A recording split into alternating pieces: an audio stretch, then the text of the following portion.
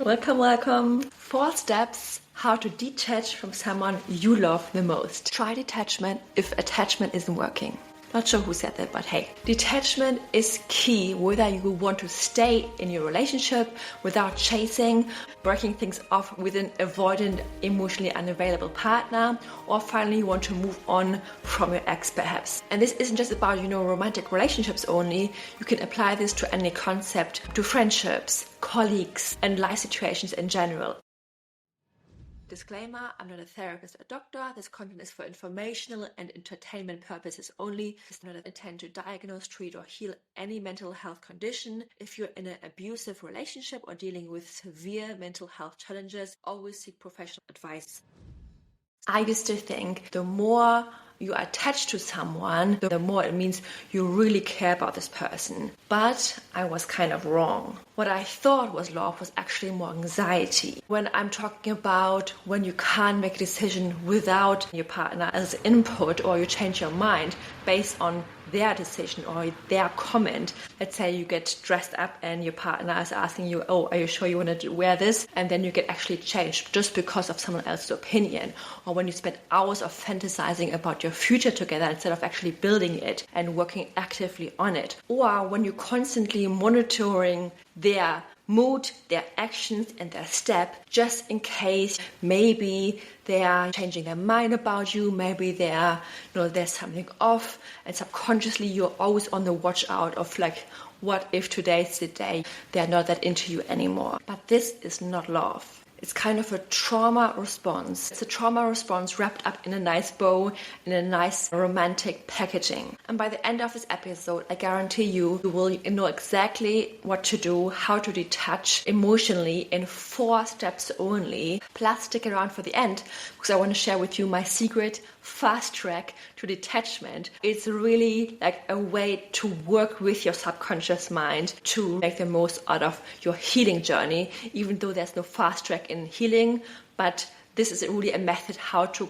detach emotionally faster from what you actually want. By the way, hi, I'm Yula. Welcome to the Anxious to Secure podcast. As I always say, I've spent like 30 plus years obsessing in my relationships. I was too attached. I was unable to take my power back because when we don't detach, we give the thing or the person, let's say our partner or our ex or the thing we really want the most, all the power. So when they have a bad moment, you have a bad moment. When they break up with you, you feel unlovable and unworthy and you're spinning and spiraling and obsessing over what you've done wrong. And then even when a friend or loved one passes away, the entire, world stops spinning, you kind of can't breathe, you can't function, and kind of starving without them. I sat down and figured out why detachment is so powerful, how I managed to detach relatively fast, because detachment was a huge part of my anxious to secure healing journey. And to give you really the most powerful lessons, I've gone back through my journaling notes, through past memories of my, 30 years in being in relationships, in friendships, and of my upbringing, in my one-on-one client conversations, endless YouTube videos, and comments to figure out what are they saying, what are they struggling with the most, what have they tried to really give you the most value today and to give you a step-by-step guide on what you can do to detach. And as Buddha is saying, no, he's not saying it anymore, but as Buddha used to say, attachment is the root of all suffering. We suffer because we crave and cling and attach to things or people, expecting them to bring us our lasting happiness. Again, it's ours, it's not theirs, right? Just with our partners, we think they are our entire world and they are supposed to make us feel secure and loved and valued and seen and secure. But detached love is on the other hand, is loving, but without trying to possess or control the outcomes and the things you can't control. True love allows freedom, not fear-based attachment. And the truth is, when you let go, you attract everything and more. That's kind of the tricky part about this. And you find your inner peace and you learn to be in control of your emotions again. Are you ready for the 4 steps to emotionally detach from things, to your partner, from people? And also, by the way, this also heals your anxious attachment. So 1, understand why you are attached and understand all the reasons behind it. Reason 1 why you can't detach from your partner or from this person is because you've put them on this pedestal. You're looking up to them. You've turned this average person, because we're all on the same level, but you put them on this pedestal like it's this hero, this fantasy. This happens when you're highly romantic, who's more addicted to the idea of love rather than the actual person. So you've developed this belief at some point when you were growing up that you're not okay, but others are. This means you have very low self-esteem and it's unworthiness wound, and you believe others are better or prettier or smarter, or they have everything and you don't, and you look up to them. Reason number 2 is you have a negative bias. We all have that, but this really is another reason why you attach and cling so strongly to this person, to this thing. So your brain is playing tricks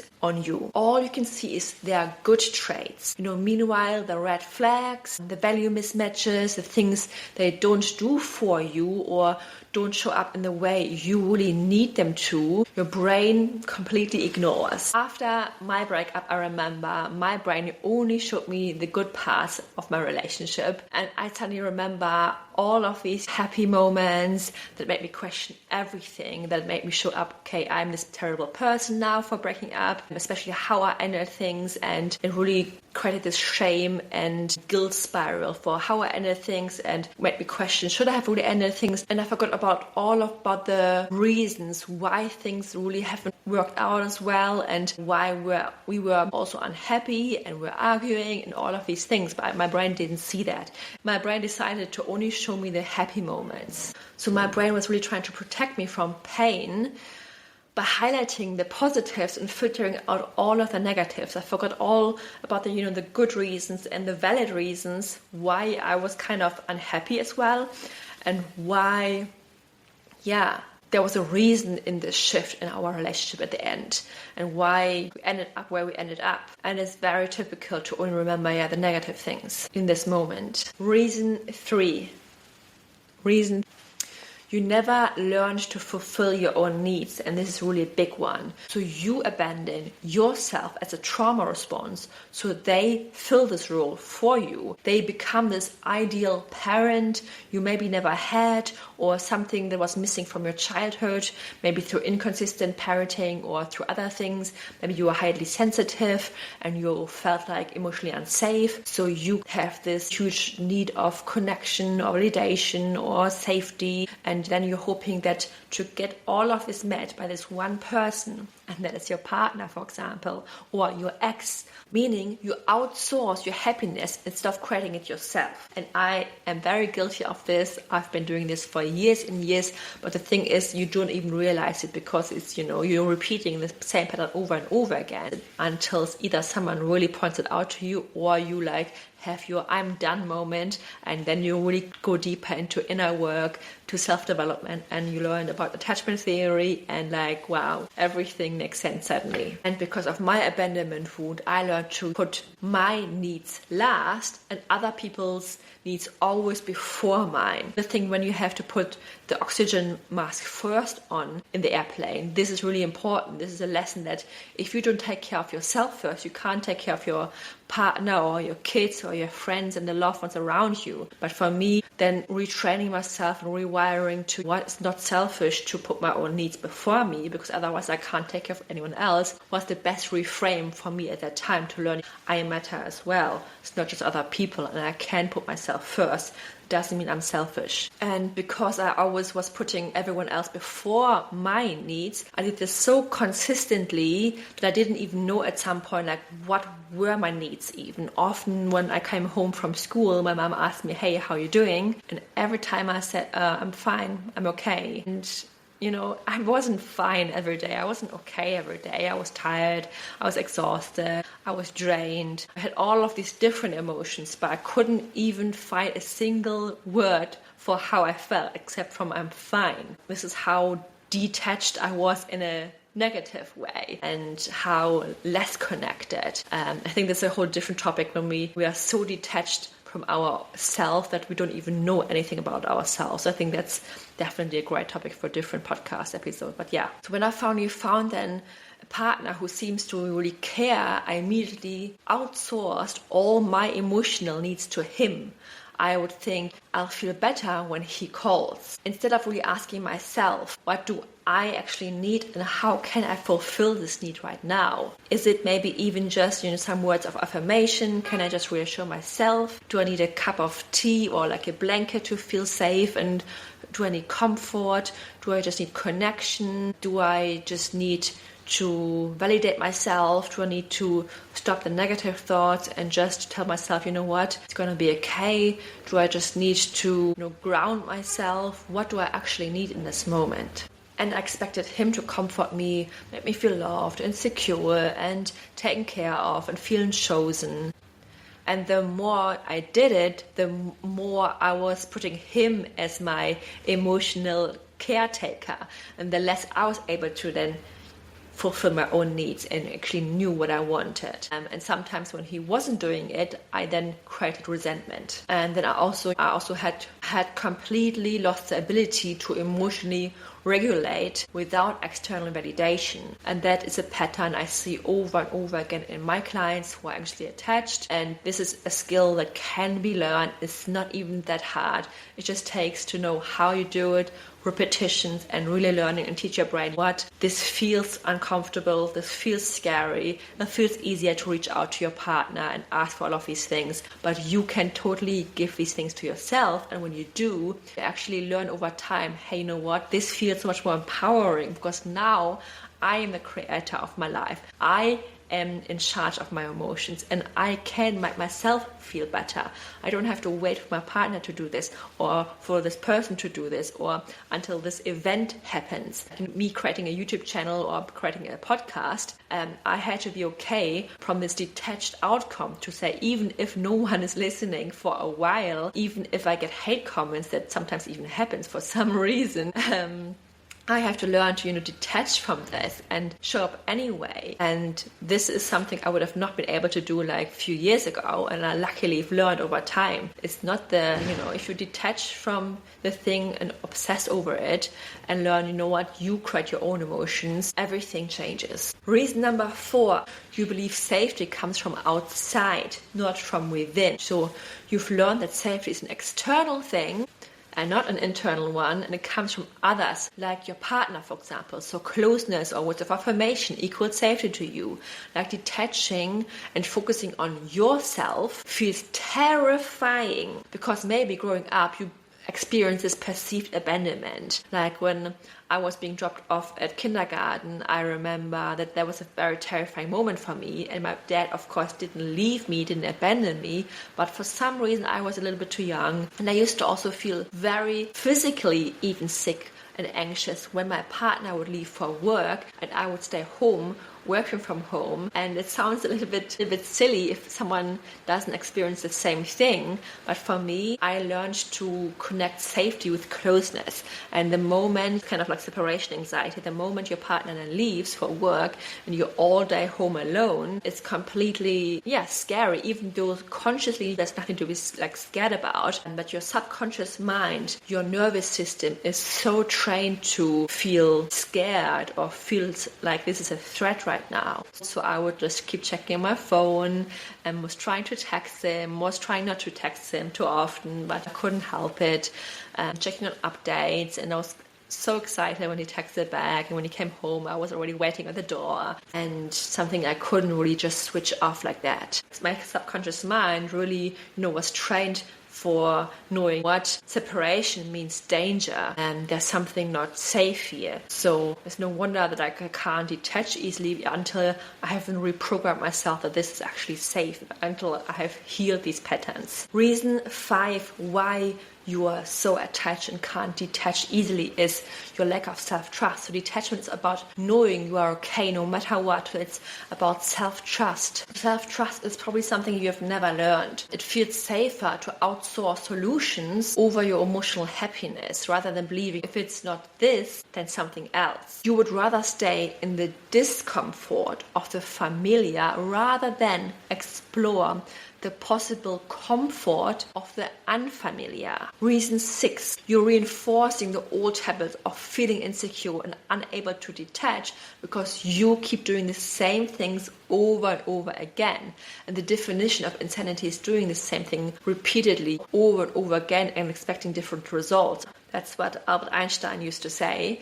And he was right with that. So you need to break off and do something differently. If you keep texting your partner, or if you keep worrying about something without trying, like meditation or going for a walk, or literally working with a coach or watching YouTube tutorials, or actually applying the action steps, then things might not be different. And then again, we program ourselves with repetition and emotion. And if every time you feel this enormous pain when your partner doesn't text back, and when something happens that is outside of your control, you tell yourself every time, see, I told you so that this wouldn't work, and people will leave.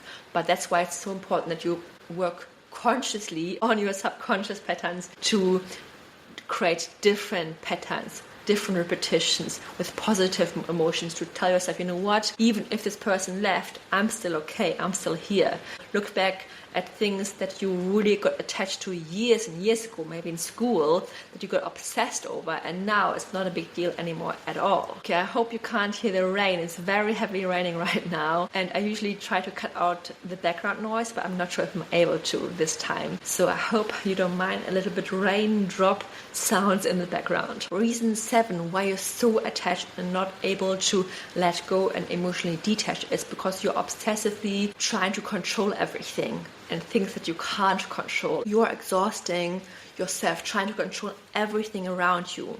How much reassurance you get from your partner, how they unload the dishwasher, whether they apply sun cream on their face, what kind of diet they eat, how much they move and walk their, I don't know, how often they brush their hair, if they have hair, I don't know. Anything. You lecture them if they forget something in the household, to pick up the socks and all of these things. And the more you try to focus on what they're doing wrong, what they should be doing instead, and how much they should reassure you, the more you focus on things outside of your control. Because you can never control the other person. Yes, you can ask for things and communicate, but in the end you can only control your own thoughts and your own actions and your own emotions. And the reason why we overthink and obsess in our heads, because we want control and safety. You know, control equals safety. But by doing this, we spiral, we create more anxiety and push, force, and literally we get away from our outcome. But the brutal truth is we can't control our partner, even if we all have tried. The moment I realized for myself, everything shifted for me.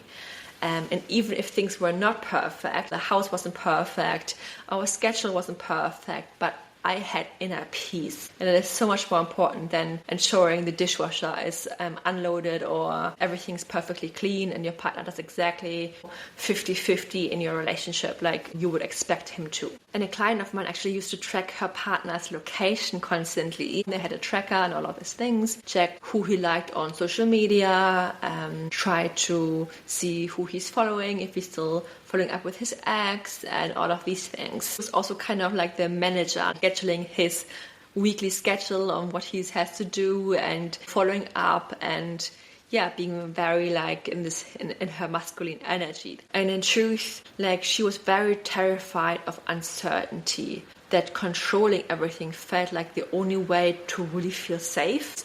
In our coaching sessions, I asked her to imagine how her partner might feel with this level of monitoring, and we really went deeper, and the realization hit her hard that it is very suffering for him, and she was able to see this, and we worked on that, and this became really one of her turning points. Through our work together and on working on detachment, really she learned to slowly let loose of her grip.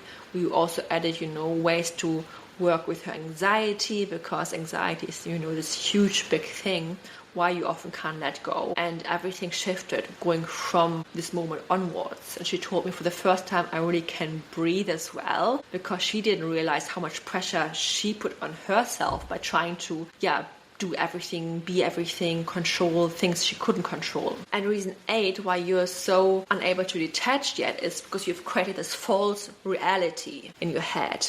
I read a comment online saying something like, you get attached to this false reality of happiness. And another one pointed out it was my love, my energy, and my effort that made him special. Without it, he's just ordinary. That kind of proves it as well, right? So the truth is, it's less about your love for someone and the more about your fear that makes you cling so hard on someone or the thing or the outcome.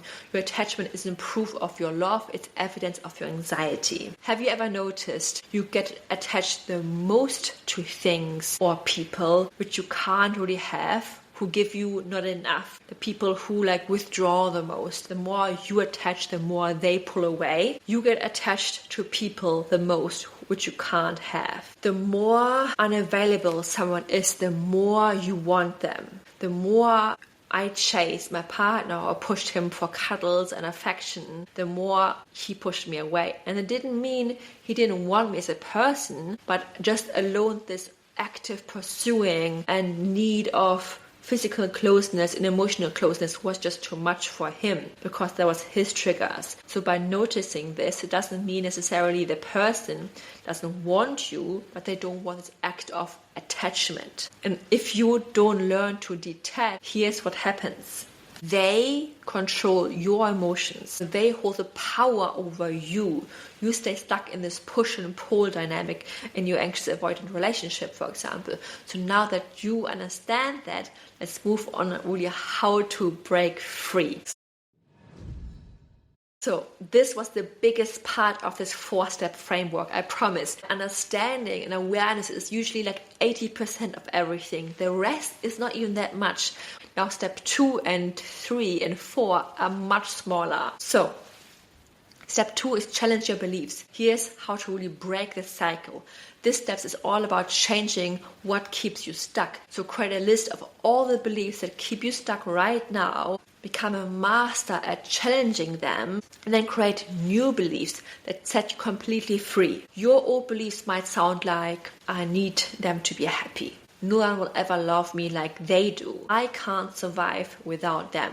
Does it sound familiar? Let me know in the YouTube comments if this is you or what beliefs are holding you back. So, but here's the wake-up call you need to hear, I think and I hope. So these are just lies. Lies your anxious brain is telling you. Your new beliefs could be something like, your new beliefs or thoughts might sound something like this. Your hopes and needs may not get met by this one person alone. This person is who they are, but not who I fantasize them to be. I can get my needs met in healthy ways. This is not a tragedy, and I'm not a victim. I'm the creator of my emotions, and I can detach. If not this, then something else. If not now, then another time. What's meant for you will simply find you. You know this one, right? Yeah, and life goes on and you'll be fine. And as one person also shared online somewhere, the love that you're searching for outside is already within you.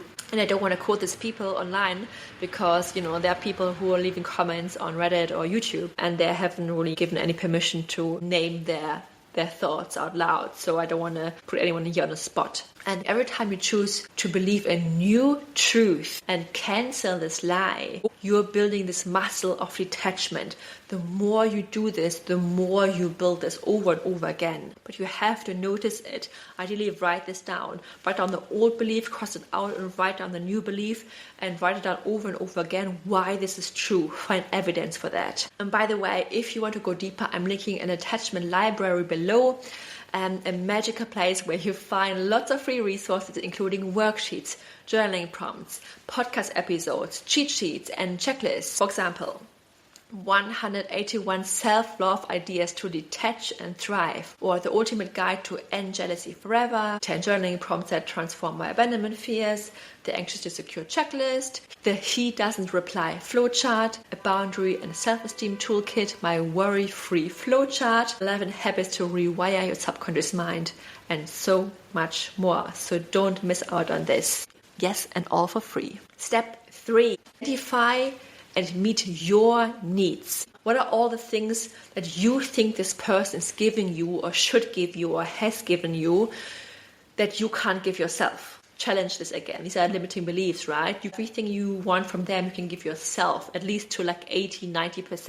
And everything else, other people can give you. You can spread this out, and other people can fulfill this need as well. You don't have to just get one person in your life who's supposed to fulfill all your needs. So first, give yourself what you really need first. Like, this isn't just about self-care, it's about becoming your own source of security. Let me give you some examples. Let's say if you need connection, learn to sit with loneliness until it forms into, solitude. Learn to be okay being alone without feeling lonely. If you need safety, learn to process your emotions, to self-soothe, to not rely on your partner for co-regulation. Try meditation, try breath work, try slowing down, try to connect with nature, try to connect with yourself, just being there with yourself, and learn to reassure yourself and validate yourself. Learn to become your own best friend. If you need validation,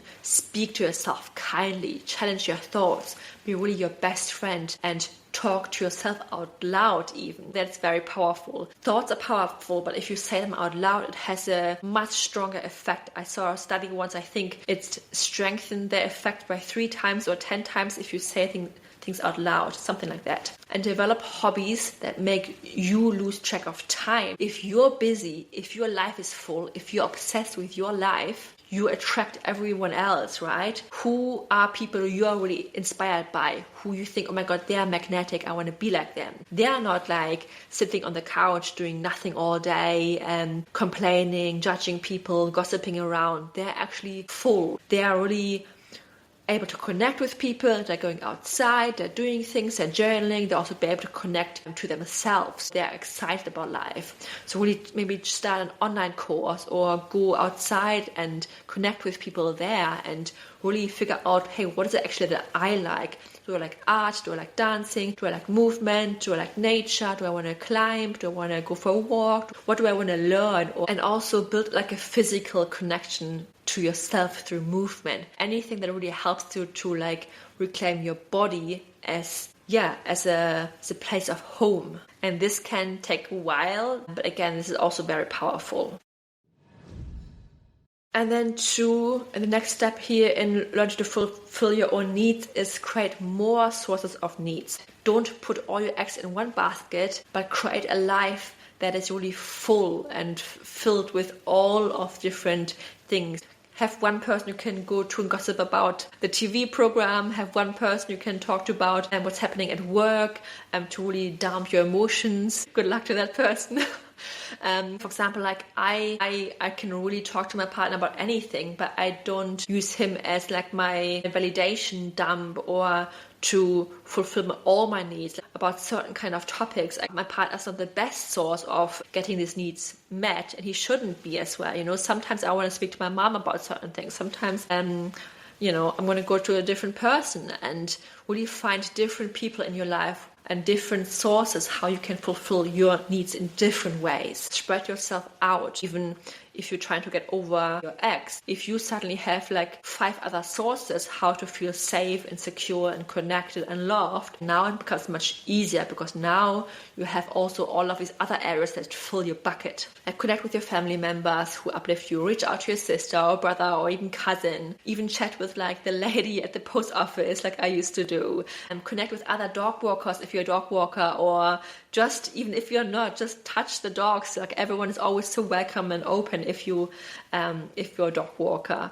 And every bit connection really fills up your cup more and more, so that your partner doesn't have to do it for you. And then as additional resource, ask your partner for support. And of course you can go to your partner for all of these things, but it's not the first thing you should go to if you really want to learn to take your power back and to be in charge of your emotions. And step 4, that is really like do some shadow work. And that is an additional tool, like to really rewire your subconscious mind. And this is how it works. And it's called, I call it the mirror effect. So if you feel triggered by your partner's actions, reflect this back onto yourself. Let's say if you feel like they don't spend enough time with you, ask yourself, where do you not spend enough time with yourself? If they don't value you, only give you breadcrumbs, for example, point the finger back to you, like at least 3 of them pointing back to you. If they don't value you or only give you breadcrumbs, ask yourself, how are you giving yourself only breadcrumbs? How are you not valuing yourself? Or if they are emotionally unavailable, again, where are you emotionally unavailable to yourself? And now this part is really all about how we can really fast track your detachment journey. And this is all about the secrets of your subconscious mind. I think just before, really quickly, if you are anxiously attached, highly ambitious, you have tried it all, but now you're ready to become securely attached, using this power of the subconscious mind, I offer one-on-one coaching where we meet bi-weekly to help you to really transform your anxious attachment style. If you're serious about, real change, I highly recommend my 4 or 8 month coaching program. And here's the truth, the biggest transformation is actually not in the coaching calls, but it's happening all in between the coaching calls, in between the sessions, when you actually apply these steps. Because coaching isn't about just talking, it's actually about taking the action steps. So if this sounds like you, check the link in the description below or on the show notes to reach out to me or to jump on a free call with me to see if we are a great match together. And now the secret to fast track your detachment journey. Here's the powerful truth about, what people miss often. The fastest way to detach isn't through your conscious mind, but it's through rewiring your subconscious mind. So your conscious mind holds only 5% of your actions and decisions. Only the other 95%, that's your subconscious mind running the show based on your old programming and beliefs. This is why logically you still can't seem to do it. You've read the books, you've watched the movies, and you've watched the YouTube videos, you've done therapy, but logic alone can't override decades of subconscious programming. The real secret is this: you need to break free directly to your subconscious mind through consistent, targeted programming. So start rewiring your brain through gentle, consistent exposure. Start small. Can you go for 2 hours without checking their phone on social media? Then try it with 4. Can you spend a weekend focus on yourself without making plans with your partner or without obsessing over your ex, what he's doing? Can you really focus on yourself? Maybe really fill in an entire weekend just with your own plans. Can you, make your own decisions about what to eat for dinner? And reinforcing, and it's important to really reinforce these new neural pathways to create new beliefs and to regulate your nervous system as well. So journal every day, write down 10 specific reasons why letting go is propelling you forward towards your goals. Document this with evidence. List how your old beliefs have kept you stuck in specific situations. This is also rewiring your mind, finding pieces of evidences.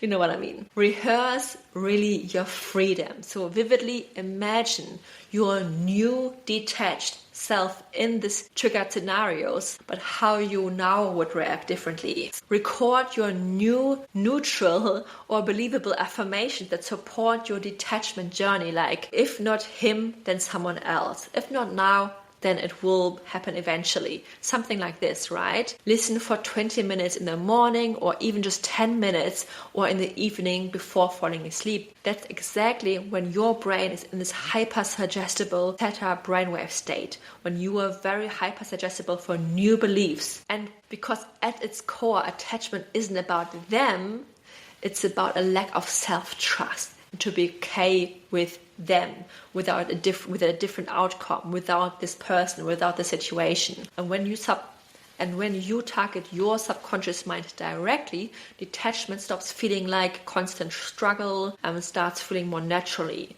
And this is kind of a shortcut that really fast-tracked my journey. After a while, it will feel much more natural. And remember, create a life outside your relationship. This advice is extremely important. Sometimes when we get too attached, we open up so much more space in our daily routine just for them. And then when they aren't constantly in our space or talking to us or wanting to spend time with us, everything feels like a void and it feels wrong and we feel like uneasy. Never let someone change the original life routine you had before you met them, unless it really benefits you and you really want to do this for you. Your relationship should add to your life, never become your life. Stop creating fantasies as well. We are all on one level. every one of us. We don't have to change for anyone. The moment you detach, you attract. Detachment is not a fast track, it is healing. But there are ways to really speed this up for sure. Stop selling yourself short. Take back your own power. See this person exactly for who they are actually. And realize, is this meant for me? Working on out of fear, or is this actually love? Because in the end, we break our own hearts, but we are also the ones who can heal them. And that's the good news. So if you love this video, you really have to watch this one, titled "Watch This Before You Chase Your Partner for Validation, 7 Steps to Stop Being Insecure." This will also help you as an addition to this podcast. And again, remember, change in a relationship starts with you, thought by thought, action by action, and now episode by episode. I hope you love this. See you next time. Bye bye, Yula.